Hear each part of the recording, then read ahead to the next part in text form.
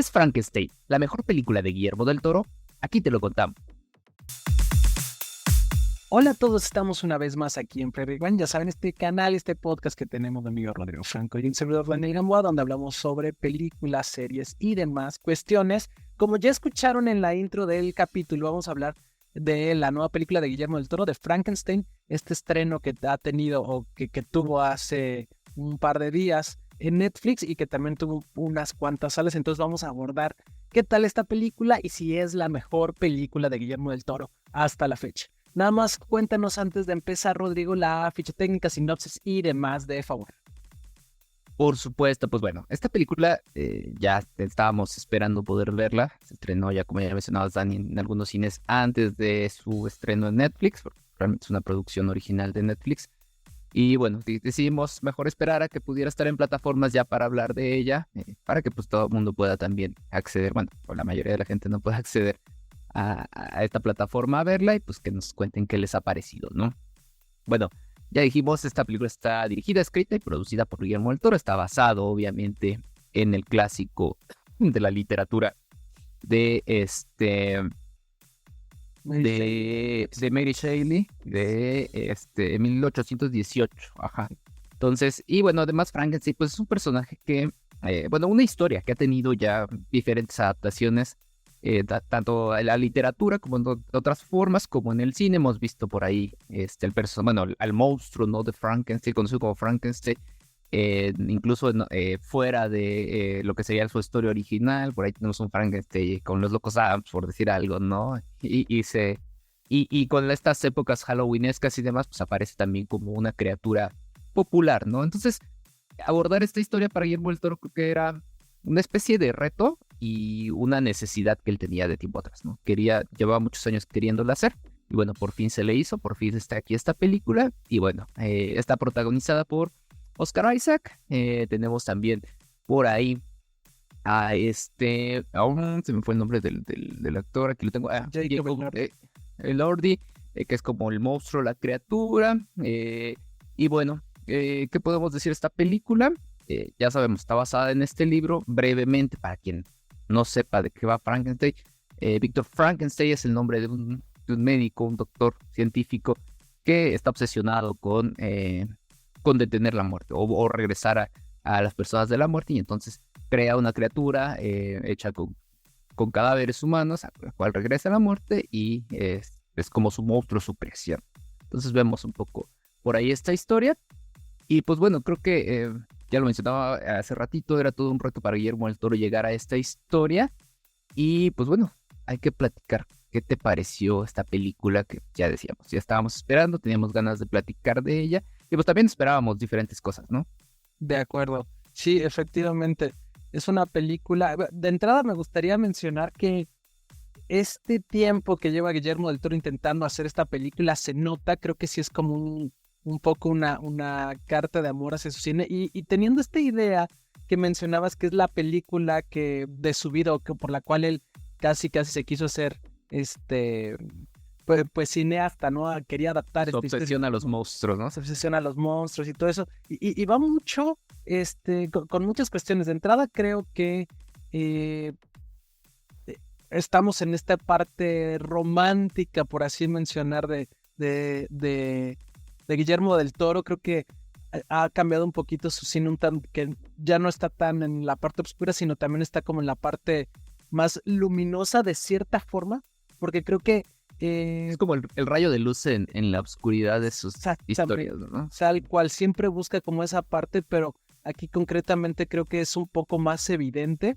Entonces, la verdad es que es una película interesante, llamativa, bien lograda, que tiene muchas cuestiones buenas y muchas cosas que me parecen interesantes a abordar de entrada. Y aparte, sobre todo la historia, ¿no? Que tú mencionabas de esta Mary Shelley, que crea este libro a partir también de situaciones problemáticas en su vida, ¿no? En su entorno, en su persona, ¿no? Claro.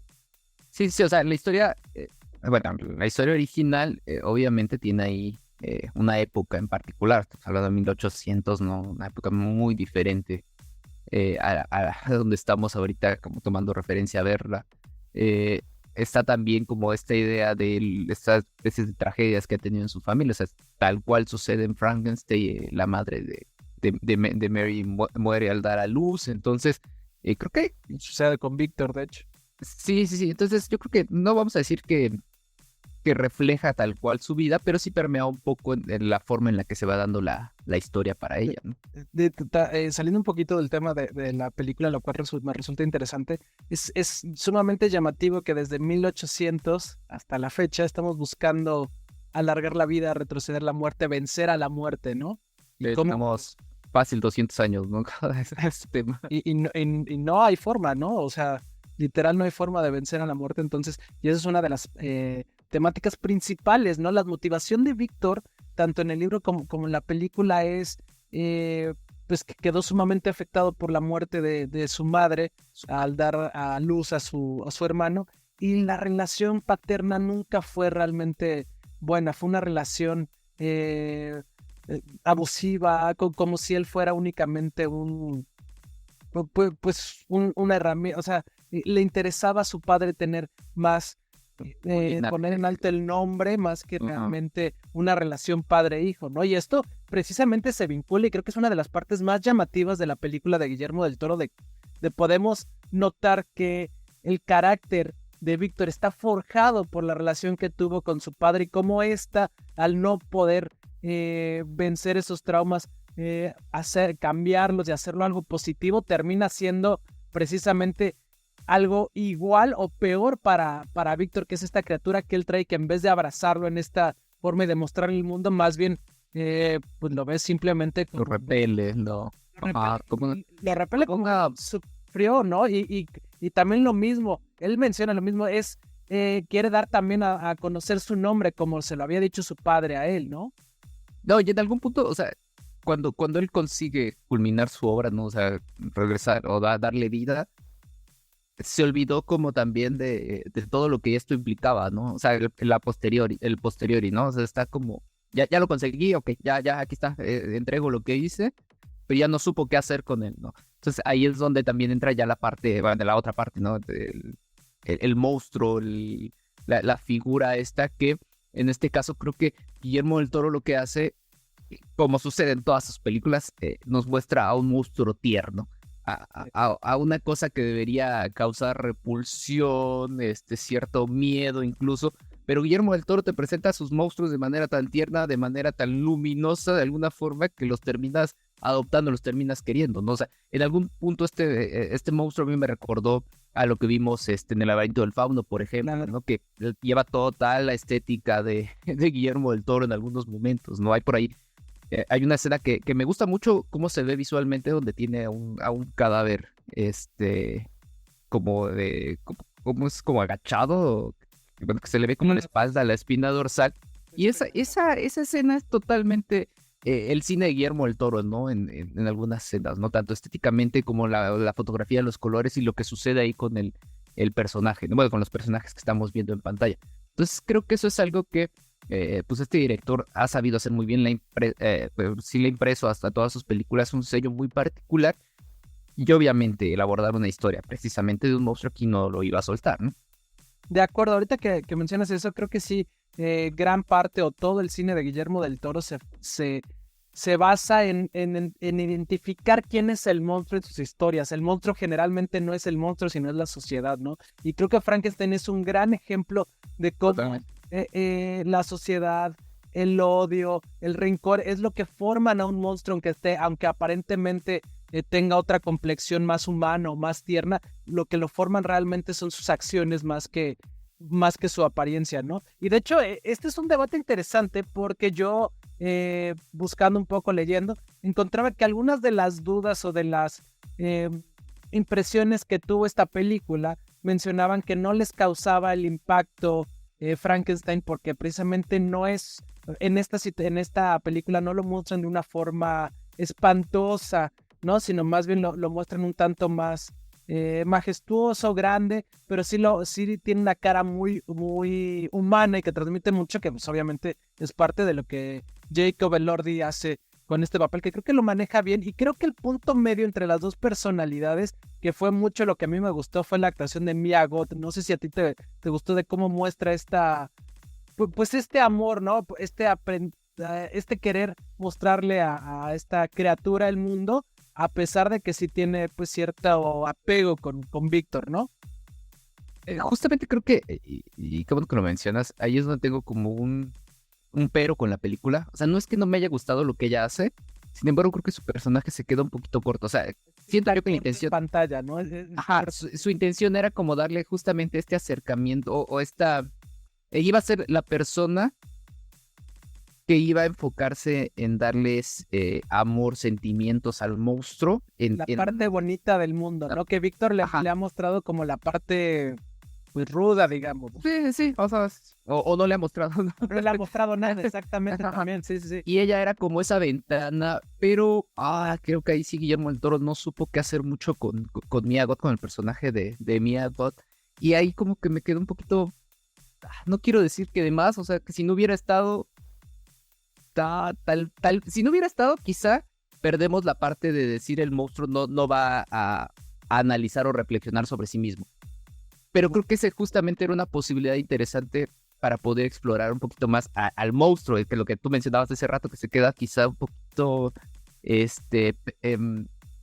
como limitada este personaje, ¿no? Sí, es que queda corto su aportación en pantalla, porque creo que no lo hemos mencionado, pero se maneja por actos. Bueno, sí. En la historia se plantea, digamos, primero te la cuenta Víctor, te cuenta todo lo que hizo su infancia y cómo todo eso lo forjó para que él tuviera el sueño de vencer a la muerte y a partir de eso crear a Frankenstein, ¿no? Entonces te la dividen en esta parte y son 3 actos, pero digo, y la segunda parte, bueno, la segunda historia que vemos ya es la historia de Frankenstein, de cómo conoce el mundo, conoce el amor, aprende a hablar, aprende toda esta parte a partir de que hay una catástrofe, bueno, de que explote el laboratorio, ¿no? Y entonces él huye y conoce esta parte, pero en medio iba la historia de Mia, que creo que era el puente para conectar perfectamente estas dos historias, ¿no? Y su aportación en pantalla, a pesar de que me gusta mucho, creo que sí es corta. Creo que me hubiera gustado definir más o explorar más en ella y a lo mejor dejar un poco de atrás de Víctor, porque creo que la historia concretamente de Víctor es un tanto larga. Entiendo por qué lo hace, porque nos dan la justificación para entender un poco a él y todo eso, pero tanto la historia de Mia como la historia del propio Frankenstein quedan un tanto acortadas, porque gran parte de la película la vemos desde su perspectiva. Ahora, no está mal logrado, está interesante, creo que visualmente es bastante llamativo, pero sí creo que por ahí pudo ahorrarse un tanto algunos tiempos, ¿no? Y explorarlo más en la historia de Frankenstein, que aparte me parece sumamente bonita esta relación que lleva, por ejemplo, con el viejo, ¿no? El fantasma del bosque y toda esta parte, creo que pudo ser un poco más llamativo, ¿no? Más... Sí, y esa parte yo creo que si le hubieran dado un poquito más de peso, hubieras entendido mejor lo que representa, bueno, lo que representa la vida para el monstruo, ¿no? Exactamente. Y cómo es un monstruo cómo llega, voy a insistir en el término del monstruo tierno, ¿no? Cómo se puede generar emociones, cómo puede generar estas relaciones con personas más allá de los prejuicios, más allá de la cuestión estética, física que podía tener. Y ahí sí faltó como profundizar un poquito más. Ahora, y si le pudiéramos encontrar otro, pero yo creo que a mí sí me faltó quizá que Guillermo del Toro se tomara un poco más de libertad creativa, y tal vez ahí es donde están como estos huequitos en la historia, ¿no? Porque tal vez sí se basó mucho en o sea, obviamente es su adaptación, no copió tal cual del libro su película, pero quizá, así como ha hecho en algún momento, digo, mi referente ahorita, por ejemplo, es el laberinto del fauno, pero pues también tenemos ahí la del agua, se me fue el nombre. La forma del agua, forma del agua, donde también él hace una pequeña crítica, ahí es donde le imprime como su toque más personal, esta crítica social. Sabes que Guillermo del Toro además está metido, o sea, bueno, no está metido, pero es una persona eh, que suele opinar de cuestiones políticas, sociales, ¿no? O sea, hace poquito cuando estaba en promoción de esta película, dije, criticó un poco a la IA y también se metió ahí como a hablar de otras cuestiones.